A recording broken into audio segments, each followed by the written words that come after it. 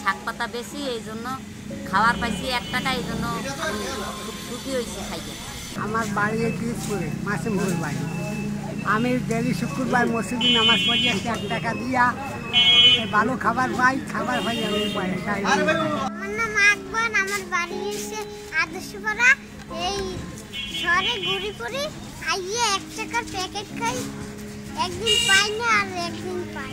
1 টাকার বিনিময়ে গরিব দুঃখী দারিদ্র মানুষ, অসহায় পথ শিশু তাদেরকে যে খাবার বিলি করে এটা দেখে আমারও সত্যিই খুব ভালো লাগছে।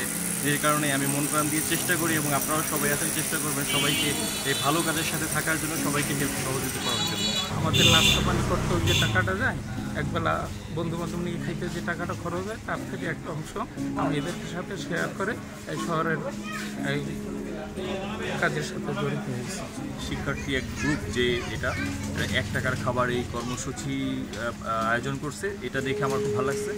তো আমি এদের সাথে সময় পেলে চলে আসি। আসলে আমাদের সকলেরই বিভিন্ন মানবিক কাজ এবং বিভিন্ন কাজে স্বতঃস্ফূর্তভাবে অংশগ্রহণ করা এবং সহযোগিতা করা উচিত। আমি সেই দায়বদ্ধতা থেকেই এদের সাথে যখনই সময় পাই ওদেরকে সময় দিই।